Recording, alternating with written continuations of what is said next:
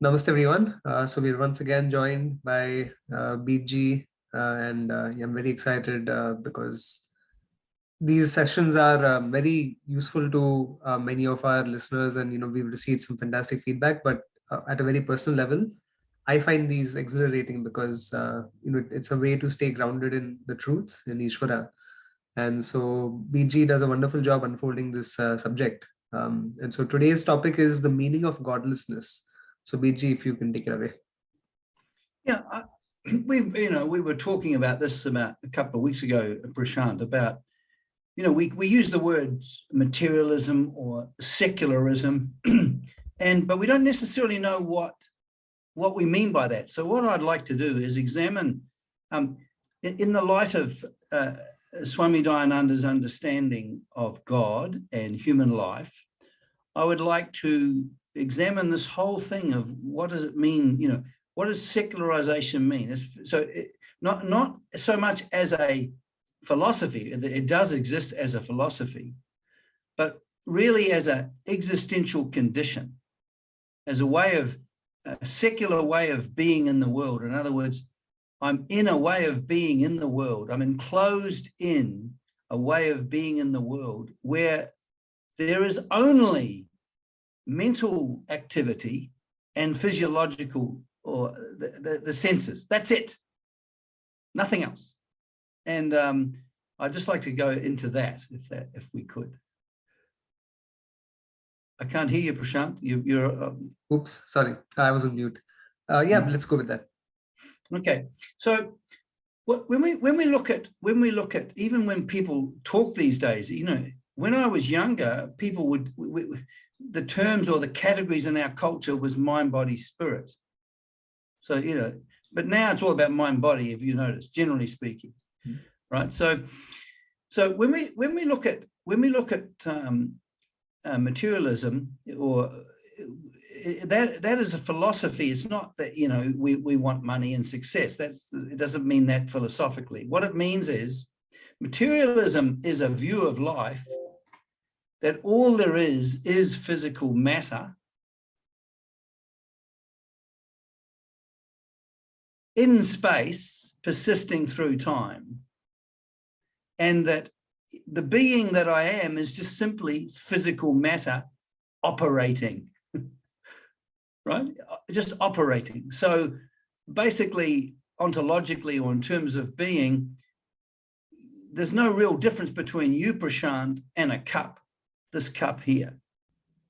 You're just a rather fluid movement of matter as opposed to one that's condensed. So it's basically soulless, godless. It's it's a way of, but it's not.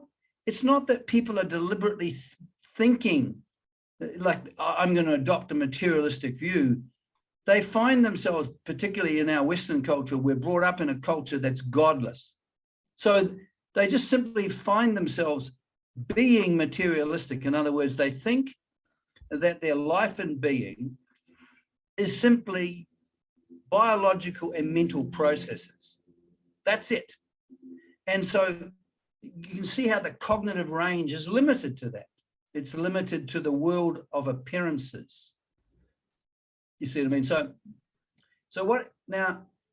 So when you have a situation like that, in the West, we've seen a destruction of religion.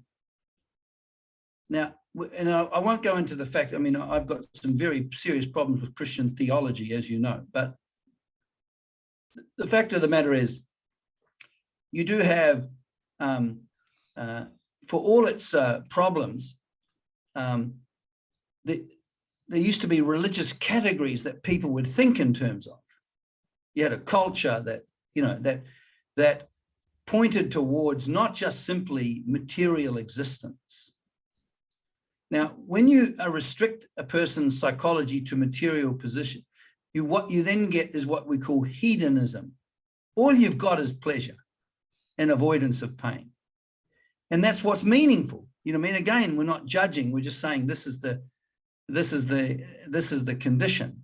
Do you see what I mean? So when we're talking about this way of being, which is secular. In other words, I am being secular. I'm being materialistic. It's a way of seeing, isn't it? Now, what's important here is that this is spiritual darkness. Now, within this context, I can learn to make money, be skilled, continue my fighting with my fellow man. Do you know what I mean? I can have barbecues, I can be socially responsible, all of that stuff, but at the same time, I can be making landmines. Right. Right. So what I'm saying is that, and then I read books, and again, but what we want to understand here is that this is a totally godless life. The early Christians talked about the world of darkness. So, there were way back, there were the Carthers. I don't know whether you heard of them.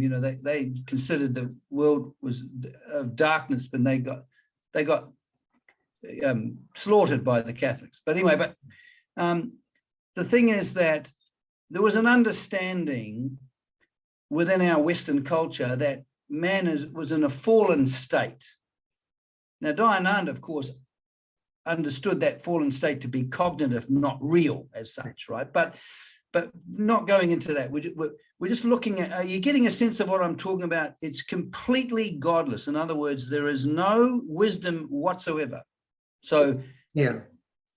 So, to your point, I actually had a very visceral sense of it in the last few years, in fact, because as you are very well aware, and you mentioned earlier in today's conversation that when you took away God from the Western culture, it brought ruin upon the Western culture, because a lot of the political upheaval, the movements, the social justice warriors, the leftism, communism, socialism, all of these were filled by the void of taking away religion from the West as well. And even some of the greatest works of art, whether it's these amazing cathedrals in ancient Europe, or you have Gothic music and Gothic architecture. mm-hmm. I was even listening to Schubert yesterday, Ave Maria. Yeah, I'm sure you've heard that. Oh, yeah, I love it. I love it. It's so moving, right? And mm-hmm. So many beautiful works of art were inspired by, in some sense, by the love of God. Yeah, from above. Yes, and it wasn't created by the individual, but it was inspired, and it's something that was evoked as opposed to authored.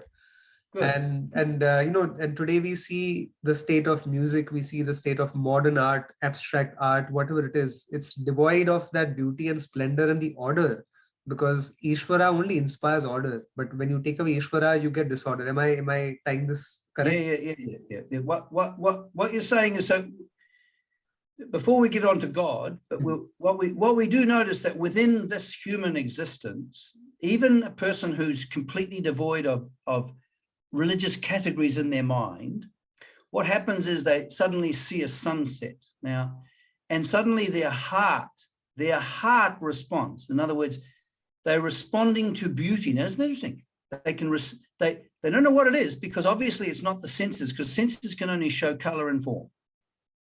And yet they are moved by that there's a faculty in them that can actually perceive beauty. Isn't that extraordinary? But we say it's our heart because all of us, every aspect of us is moved when we see something beautiful, for example.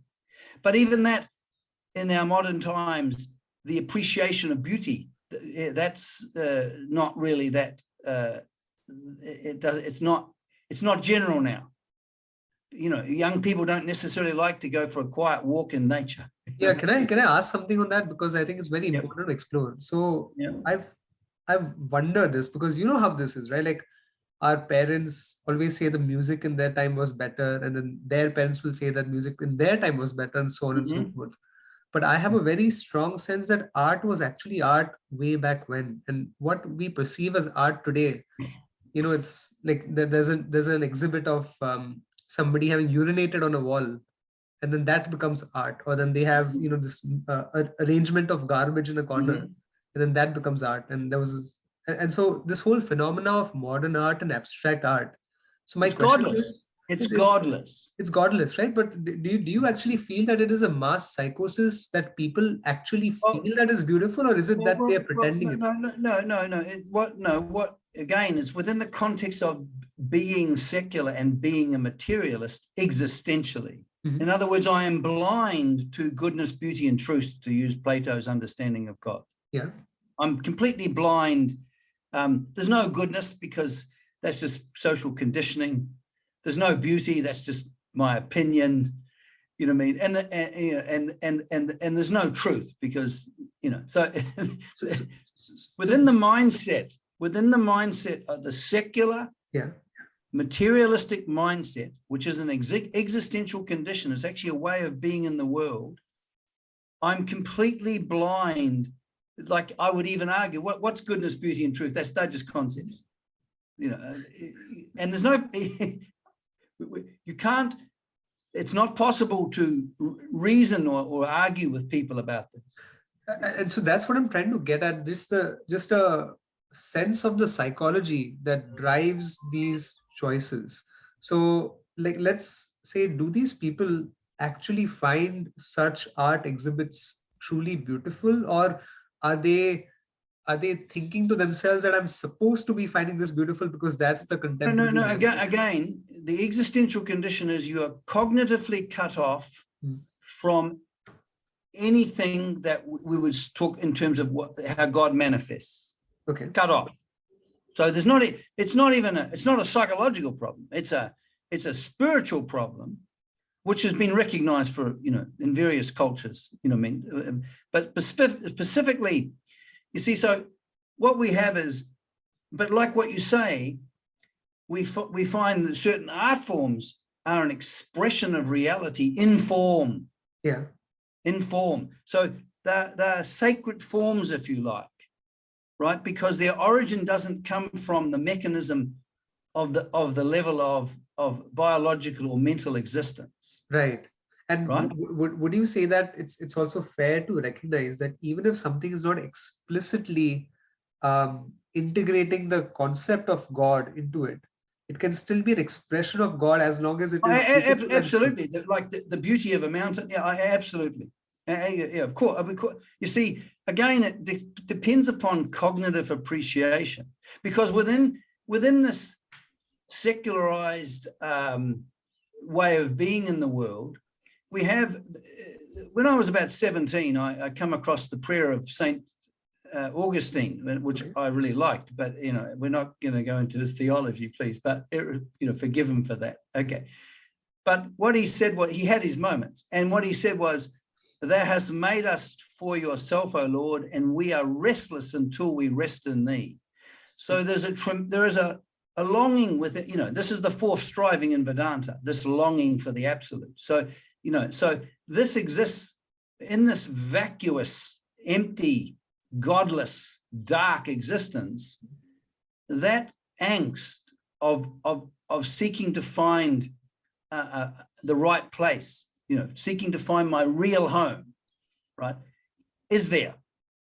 However, it's not necessarily in a dynamic form, and everyone's trying to find their way home. Some people find it through drugs, some people, you know, everyone is seeking God, whether they like it or not. Except that, like what Dayananda would say, you know, they're seeking in the wrong place.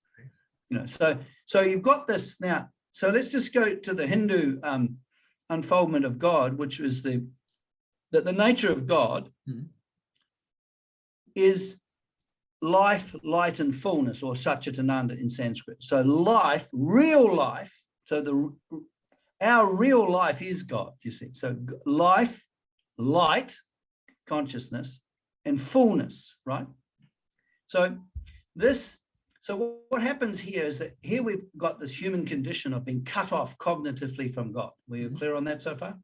And this is expressed as a secular way of being. That's what I want to emphasize. It's a secular way of being. It's not just that I'm having thoughts here of philosophy. No. I'm living this materialism and secular view. Or my ways of seeing are completely determined by the environment. Built-in concepts, ways of seeing. Right. Okay. Now, but here we have the situation is that even though we're cognitively cut off, for Dayananda, there is the ever presence of this life, light, and fullness that's embracing everything. You can't get away from it, right? Now, but now this is where it gets interesting. So how does this life, light, and fullness become evident in human life, this cut-off human life? Now, when we look at religion, and I look at, because I'm a perennialist, I'm not, you know, I don't say, okay, only Hinduism is true, only Christianity. I'm not a. What's a perennialist? I think God communicates to man through religion. So religions are God's communication to man. It's a lot like the Hindu notion. You know how they said that when things got desperate, that's what drew the response from God in the form of the Gita, right? Or here, you know, when they talk about the rishis, right? They talk about they are seers. In other words, life, light, and fullness is very active trying to reach human beings, right? So what happens is, and then these rishis, here they're in darkness, suddenly they saw. In other words, this is the difference. This is wisdom. Now, wisdom is a new event. When wisdom happens, what happens is a way of seeing obtains in a human being that is not founded on the alienation from God, but is entirely new. In other words, it's the presence of God in the form of wisdom that transforms our being. It also brings about a teaching. For example, with the rishis in a Vedanta, right? So what happens is they saw it, they expressed it in words, so you now have so-called holy scripture, don't you? Because it's not just made, it's not like, it doesn't come from this level of darkness. Of course it can't. Right? So this is what we mean by sacred scripture. Now, I don't know much about Hinduism, right? But one thing I did notice in India, you've got these religious forms, you know, the Hindu liturgy, you know, the flowers and the music and all of this sort of stuff. There's something special about it. I don't know why. Yeah. Do you know what I mean? I do know why, but it evokes something in your heart. Are you with me? I remember particularly when I was at the ashram, this man used to chant Sanskrit after the temple thing finished. Do you mean? And you couldn't help but be moved every time this a very simple man, but there was something very beautiful. Again, this thing of whatever. But so what happens is the most important thing. So religion is God's communication to man, not our communication to God. It's God's communicating to us. Now, where it makes a big difference is here you meet a person like Swami Dayananda, and what happens is that this wisdom, which is the presence of God, obtains in a human being as a new vision. Okay? But a way of seeing is a way of being, isn't it? This is why Vedanta works. So ontology and epistemology, they come together in wisdom. Right? Otherwise, it's not wisdom, right? So, and we notice about, you see, people found he was like bees to honey. He was a honey. Just people would gather around him. People wouldn't necessarily know why they felt what they felt, but he was not only was he was wise in the fullest sense of the word because he was also good. Do you understand what I mean? He wasn't arrogant. He was good, but what happened was, so wisdom this spiritual possibility is this. Wisdom or the presence of God obtains as teachings, Vedanta and, whatever. So when we use the word holy scripture, we're talking about the fact that it doesn't come from the darkened mind of man. It's actually the presence of God taking form in the form of a doctrine. Does that make sense? Yes. Okay, so its origin is different. It has a different taste. Does that make sense? Can I extrapolate a bit on that? Yeah. So here we spoke about the context of the rishis, the wisdom of Bhagwan coming forth, issuing forth as the sounds of the Vedas. Yep, Could this also apply to other things such as music? Like music can absolutely. be very spontaneous. Absolutely, because what it is that, you know, you were talking about who Schubert, was it? You're talking about? Yep. Okay. What happens is, again, you see, wisdom obtains, and then it comes alive in a person, then it finds expression in music. When that music is written, and it's basically the presence of God, and it obtains in a form like some of Schubert's music, right? You can't help but be moved because you kind of know it's from above. Right. You do what I mean? So, like, and so now the only thing that what we're, I see certain things or certain sayings within our religious scriptures. I spoke, like, that term, was it Machiavakas? They call it Machiavellian. Yeah. Yeah. So it's a statement of truth, right? It comes from reality. And it doesn't, again, it's not made up. It's not a philosophy. It's not a philosophy. Vedanta isn't a philosophy. Right. It's not a theology as such. It's just, it's a revelation. And so for example, in our Western scriptures, we have a beautiful saying, which I really like, which is, God is love. Those who are abiding in love are abiding in God, and God's abiding in them. Now that's a statement, but it's a beautiful statement. It's poetic. Doesn't have that kind of metaphysical rigor that Vedanta has, but it still communicates to the heart. Does that make sense? Right. So when we talk about a human being, we are, all the religious people talk about, returning home, this journey home. They talk about, being lost and, coming back. Do you see what I mean? So when we look at a person like Swami Dayananda, particularly what he means by pramanam, a means of knowledge, right?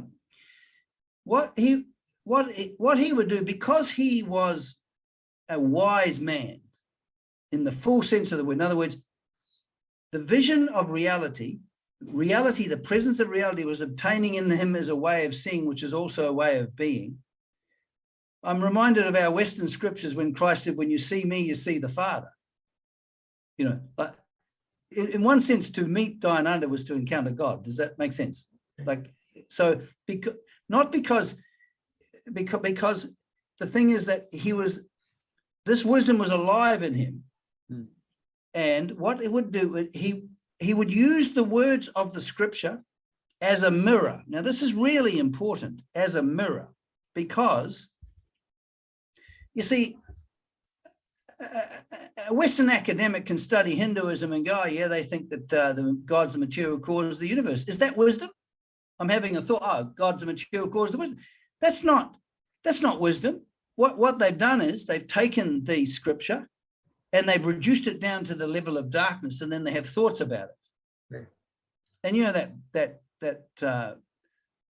Wendy Drucker. Doniger. Can't stand it. We can't stand. Okay. Then they interpret it from So all right. So what happens is, but Swami Dayananda was very clear that the teaching wasn't an object away from you, that you study as an object, because that's dualistic. I know that. That's dualistic knowledge, isn't it? That's no good. That's, we want non-dualistic knowledge. Now, non-dualistic knowledge is when my way of seeing is my way of being. It's not I know that. It's I am being the knowing. Right? And so Swami Dayananda made very clear this wonderful thing called a pramanam. In other words, and we don't really have a teaching tradition in the West like this, right? So a pramanam is the teacher who is seeing reality, and the teacher's not proud, I'm seeing reality and I'm bigger and better than you. No. Because the teacher understands that Dayananda understood that he received this from God. Right. Like he had a metaphysical principle. There is only God, and that everything is given. So he didn't have the idea that he had somehow got it. Yeah. So basically, because God's communicating to man, we can only receive God's communications, can't we? And any change that happens in us, that's given, isn't it? In our Western philosophical tradition, we say wisdom is an attribute of God, not me. Okay, so what happened was he would use the words of the scriptures, which were holy scriptures. In other words, these words come from reality. Right. Okay, so that they're real art, if you were like, when you talk about art, that they're real art. Okay, they're a form that comes from this life, light, and fullness itself expressed. And it's a very benevolent gift to human beings, for example, Vedanta. Right. Because in the hands of the right kind of teacher, what happens is, here he is, he's using the words, not to study in a dualistic way, I know that, but to actually reveal the presence of reality in a person's life, to reveal the presence of reality. Once that revelation of reality, even if it's a small way of knowing, okay, people and things don't hurt me, they're only just instrumental in revealing a pain that's already here. Even that wisdom is reality. When you're seeing it that way, you're freed from blame, aren't you? Yes. So wisdom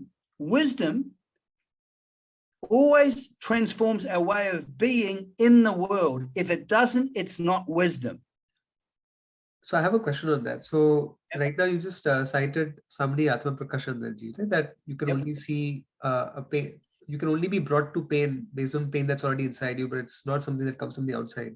And so if a person is able to see this as a fact, then one can say this is wisdom. And somehow we have an intuitive sense of what a moment of wisdom feels like, because you have this aha moment, and you feel very light inside when wisdom strikes in that moment. Yes, but because you're lifted out of your thinking, you're lifted out of the darkness. You're literally taken out of your normal, enclosed, cut off condition. Mm-hmm. And it's like a breath of fresh air that comes in. Yes. I see. So then my question would be that what if a person has a seeming insight which may actually be delusional, but it makes them feel light because somehow they're able to shift blame, or they're able to project upon something else to make them feel lighter from guilt or from fear or whatever it may be. How do you separate that from real wisdom in terms of? Right. Well, one is ego satisfaction, ego elation. Do you see what I mean? So there's ego in the world of darkness, being cut off from God. The darkness of human beings is that we think we have a life apart from God, right? We actually believe that I have a life and being that's apart from God. That's the fundamental error of human beings. Now, we have in our Western scriptures saying, by your fruits you shall know them. Have you heard that expression? I have not.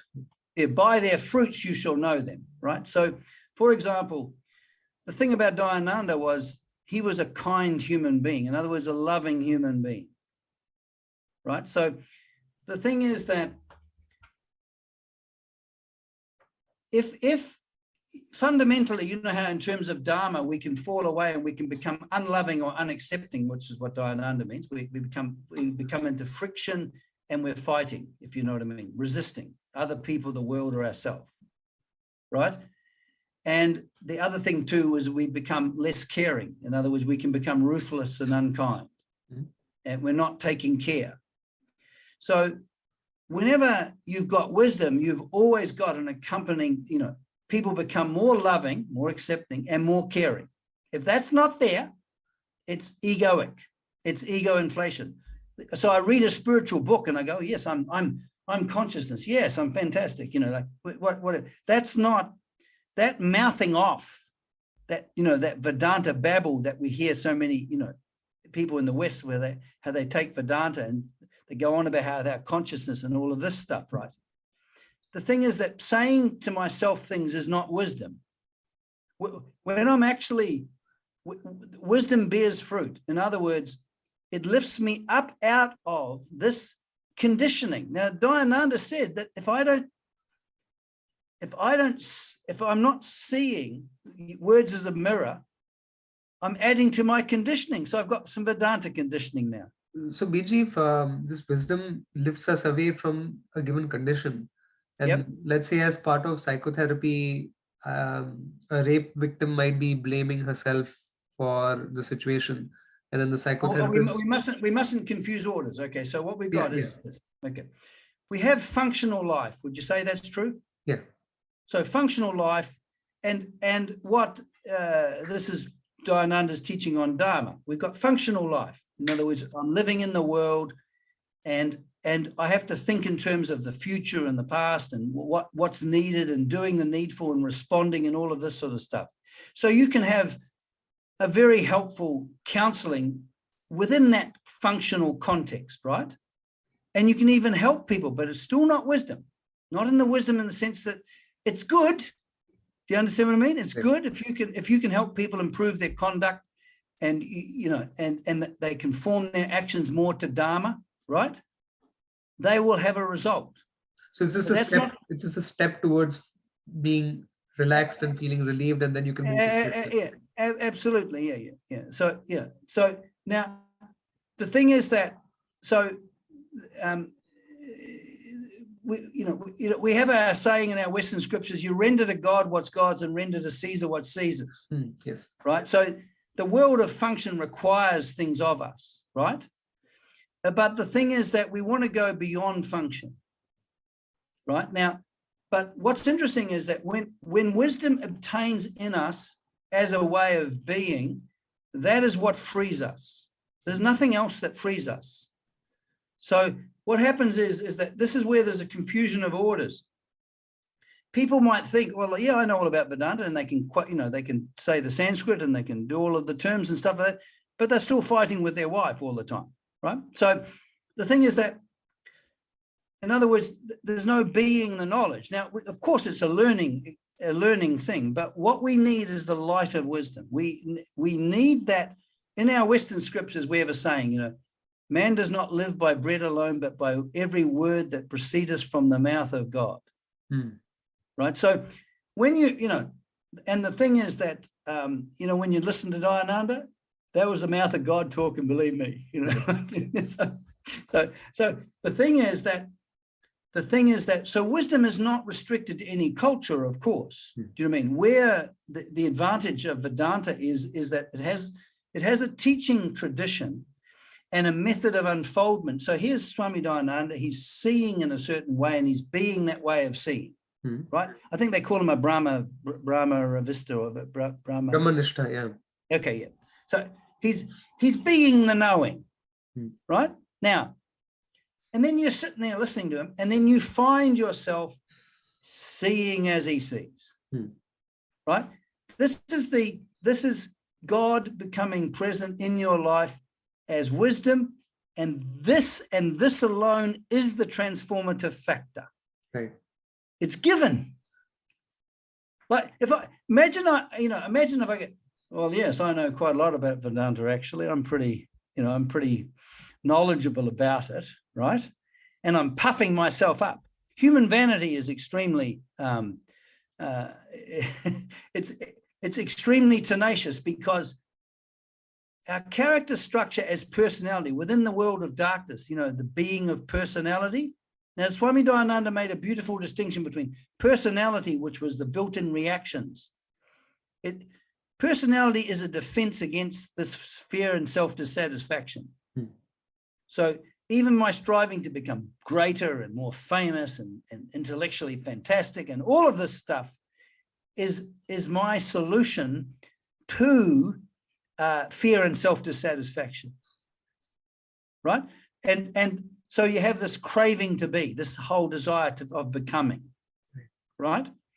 Now, the only thing that lifts us out of becoming is being, of course, being. Now, for Swami Dayananda, he used the word sat. I like the word being because I'm English, right? But that God is being. Now, if you think about it, you see, what's interesting about this is that when we look at, where is God available for recognition and appreciation? Obviously, no object away from us. Now, in our Western scriptures, we have a thing, that the kingdom of God is within you. If you heard that one. So within you, in other words, where you are and where God is the one place. Swami Dayananda puts it, if appointment with yourself is an appointment with the Lord. Now, he doesn't mean self as in who I think I am, right? No, he's talking about the very is of me. The very is that is me is rooted in and one with God, right? So that's why he had this, he said that the supreme action is, he talks about the meditation of the Lord Krishna, by the Lord Krishna to Arjuna, which is bring your mind to yourself and think of no other thing. So this abiding, to remain with yourself is to remain with God, which is really, it's an interesting thing. But again, only wisdom tells us where that is. Without the teaching, without the teaching, you will seek objects away from here. You can't help it. Sorry, there's a Zoom has changed its settings, and so now it seems that one can only record 40 minutes worth of meetings. So do you see a timer above? Just unfortunately, there's like a minute left. Would you like to? No, I'll send you. And you can send me another link, and you can edit this. I think we can join the two videos. So let's give it a pause over here. And then you send me another link? I'm going to send you another link, and then I'll try to join the videos together for me. And next time, let me do it, and then I'll send it to you, okay? Okay, perfect. So send it to me now. Okay. Remind me what we're talking about. Yeah, perfect. Okay.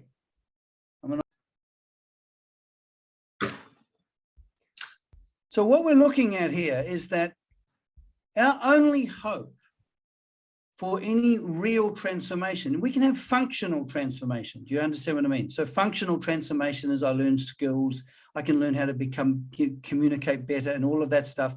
But this is not, that's not wisdom. That is functional wisdom, if you like. I can learn how to communicate better to people and all of this sort of stuff. We are talking about what our heart needs. Does that make sense? This yearning that we have for the absolute or God, does that make sense? This is only satisfied by wisdom. Now, this is why Swami Dayananda talks about, a prayerful attitude. Do you know his definition of a prayerful attitude? Not that I recall. Well, I asked him, I said, what do you mean by attitude? Because, I didn't understand what, so one of the first things I ever asked him was, what do you mean? He says, attitude is the individual, it pervades the individual. So it's a way of being. So it's a way of being. So he says, so a prayerful attitude, a way of being, a prayerful way of being involves two things. The awareness that everything is given. See, notice how, if I'm in that awareness that everything is given, I'm not going to try to get to God because I know that he's already here and he's already communicating to me all the time.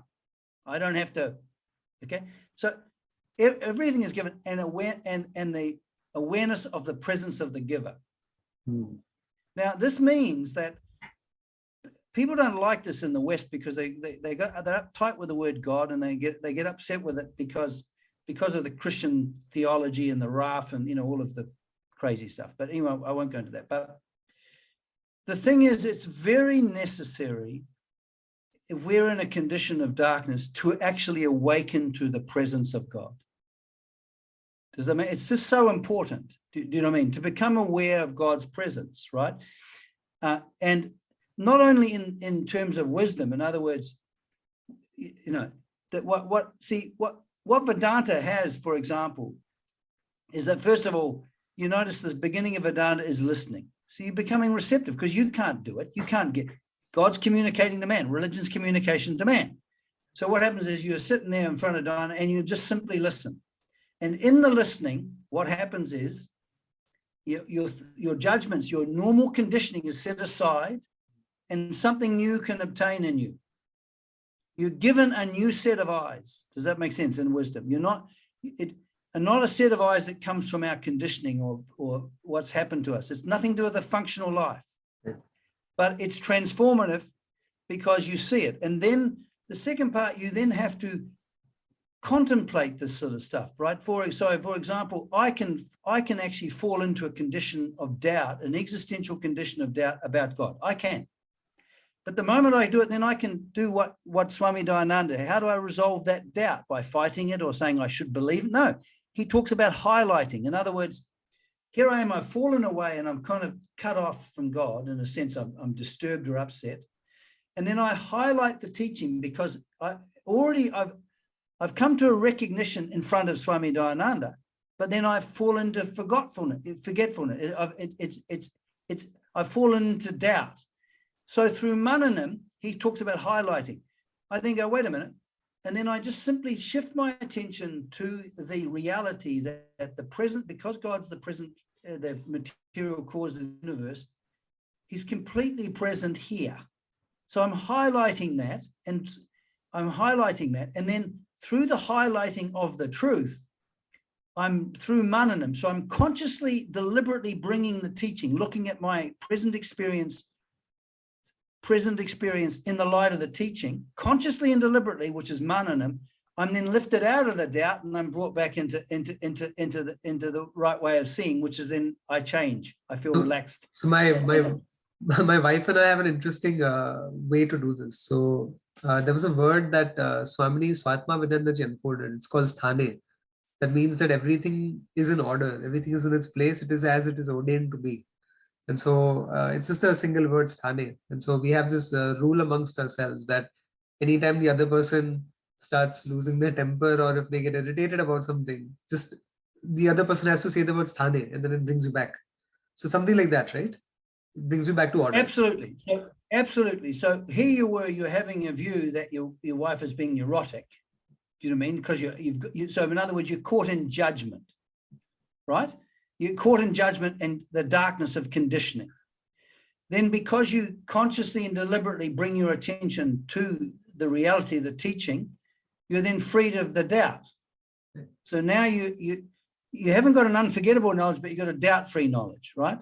And then, so notice how with Vedanta, you're listening, you're receiving. Even with Mananam, the very fact that you want to do it comes from God, the very aspiration. And then what you do is you turn your attention away from the darkness of judgment and all of that stuff. You turn your attention to the words of the teacher, right? And what Swami Dayananda says, you seek to see the meaning of those words without thinking, right? And then once you've brought to the doubt-free vision, you can then live that vision. And the living of the vision is called nididhyasanam. Right. And Dayananda says, the teacher can only bring you for the first two, listening and whatever. Living the teaching is your job. So, and the without thinking implies that you've done a lot of thinking before that to get to that stage, right?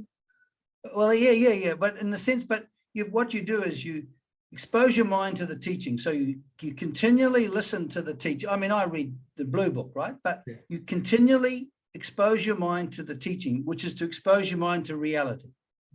But you have it because you understand it's a communication from God, basically.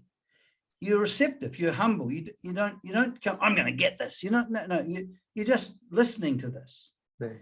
And then you ponder it. You need to ponder it because it needs to become doubt-free. Because when wisdom comes into a dark mind, there's a lot of notions that go against it, that cast doubt on it. Right. So every time we fall into those doubts, we need through Mananam to come out of it.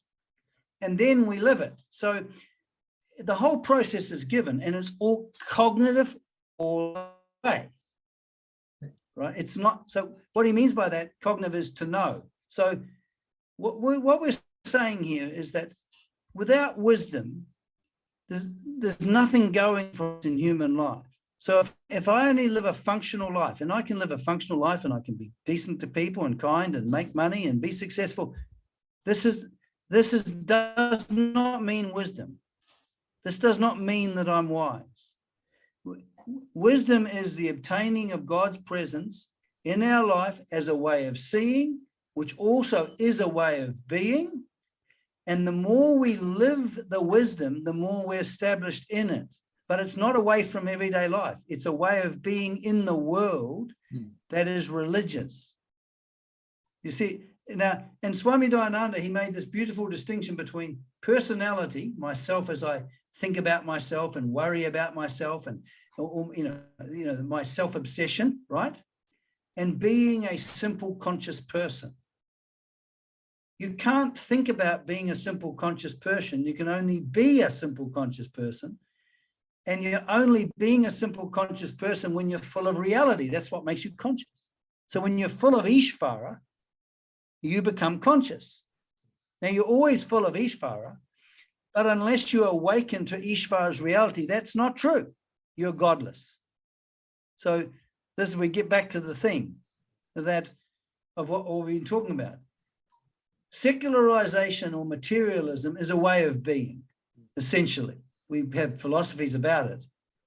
And the only thing that shifts us out of or lifts us out of godlessness is the presence of God's life. Light is the presence of light, life, and fullness appreciated. That's the only thing that makes a difference in our human life, a real difference. And so unless wisdom obtains in us, we've had it. That's very beautifully unfolded, BG. So I'm sure many will have a follow-up question as well, which is, it is natural for us to see, given we are insiders to the tradition and we also accept Ishvara as the basis of truth, as the basis of reality. Mm-hmm. How do you, what advice would you give somebody who does not accept that proposition that Ishvara is? And let's say they have an atheistic bent, or they're agnostic, or just not sure about any of this whatsoever. How do they bring about some semblance of truth and beauty into their life? Well, unfortunately, first of all, Swami Dayananda says some people will hear it and it will mean nothing to them. Right. First of all, you don't want to disturb people with Dharma, with the truth, right?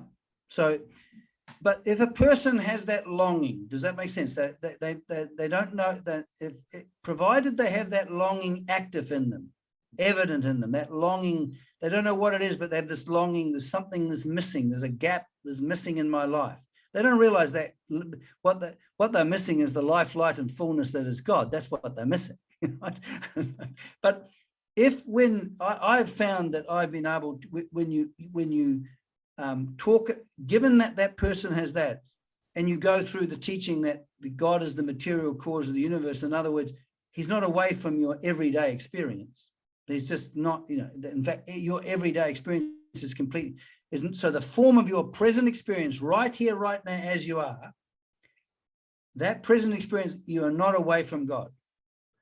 Do you mean? As the Jews would say, you're standing on holy ground. You always are standing on holy ground, right? So the thing is that when a person, first of all, comes across that and they understand, and then they go quiet, so they understand that they basically can only receive the presence of God. They can't do it. You know how people think they can do stuff, right?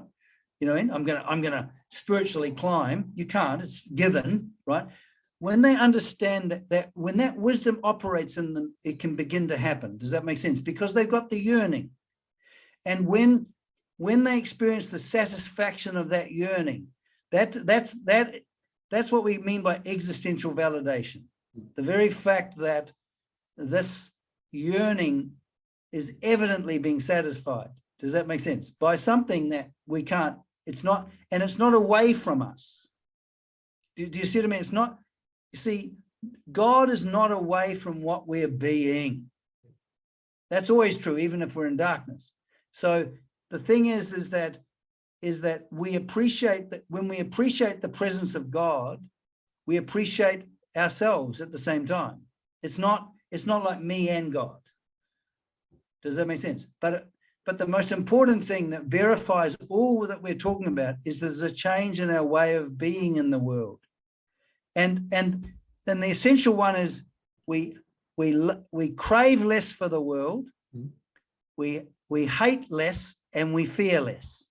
That's the fruits of the spirit, as they say. Do you see what I mean? So that's how it does. But I think it's been an interesting theme today, godlessness, and because it's a reality. It sounds like some evangelical sort of saying, but in the West, unfortunately, it's now a culture that's on the whole godless, which is unfortunate. And that's spreading everywhere now. So, well, BG, this was, as always, a very fascinating, enlightening, delightful conversation, and we'll just keep continuing on as we go in the next few weeks. So, thanks Okay. once again. Hari Om Tat Sat. Hurry on.